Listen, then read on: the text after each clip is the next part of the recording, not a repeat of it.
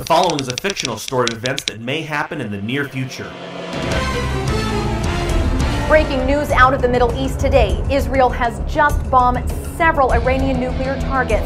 As of right now, the U.S. has not confirmed this, but we are getting several reports from both Israeli and Arab news stations that indeed action has been taken in the past 5 hours. No word from Iran yet either.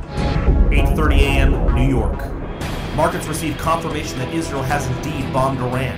Oil futures have jumped $30 to trade at $120 per barrel. Gold futures are also up $80 at $18.89 per ounce. However, the overall markets look to open down, as well as silver, which is down $2.43, holding just above the critical $26 per ounce mark. 8:45 a.m. Washington, D.C. The president calls a press conference to let Americans know that the U.S., along with Israel, had no choice but to stop Iran from getting nuclear weapons. The strikes were precise, collateral damage was almost non-existent, and he believes this will send a message to the world of all rogue regimes. If you threaten other nations, plan to use nuclear weapons as a tool of fear, or try to hold the world hostage with constant threats of war, you will indeed face the consequences. The president goes on to say, We interrupt the president's speech for this important announcement. 17 missile attacks have just been confirmed out of Saudi Arabia. Reports on the ground from eyewitnesses are seeing thick clouds of smoke coming from Saudi Arabia's largest oil field, the Gower Field. According to experts, this may be the first of retaliation strikes coming out of Iran from the Israeli and U.S. strikes from earlier today. 8:50 a.m. Iran. Today, the Great Satan and the Little Satan have failed to destroy our nuclear program. They have both shown themselves to be real rogue states. Iran is surrounded by the largest military, largest navy, and blood-sucking Jews to the west of us. After the U.S. overthrew our democracy in 1953, they have been a tyrant that Iran has had to prepare for. Prepare for days like this, when this rogue state attacks a peaceful state. Sanctions have crippled our economy, and now they bomb us. Well, today the Iranian people strike back, striking at the heart of the Great Satan. We have destroyed Saudi Arabia's ability to produce oil for years. In addition to us striking back at the Great Satan's cousin, we have also announced that we will only sell our oil for gold. 9:15 a.m. New York. The Iranian strike and retaliation strike against Saudi Arabia has caused a massive panic on Wall Street.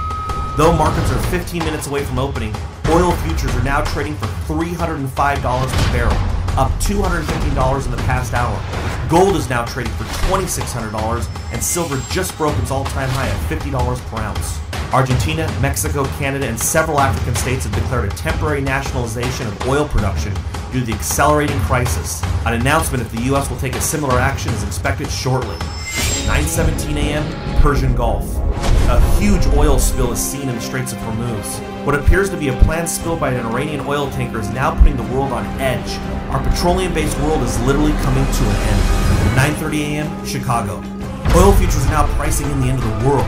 The Middle East is going up in flames. Oil spikes to $450 per barrel on the recent spill news out of the Straits of Hormuz, as well as confirmation that Saudi Arabia has been completely crippled by the Iranian strikes. The Dow Jones plunged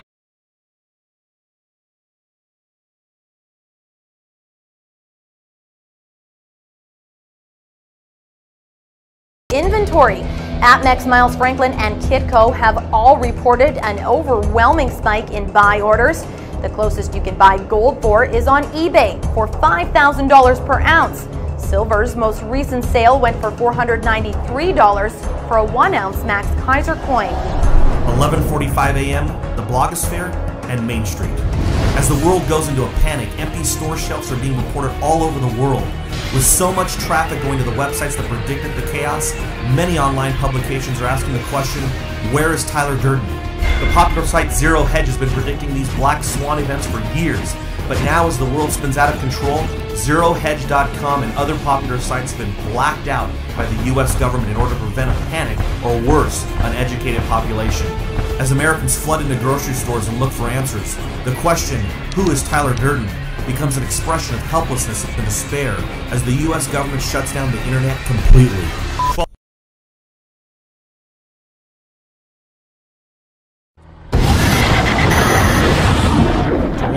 rest of the day the world ended, please visit futuremoneytrends.com/the end.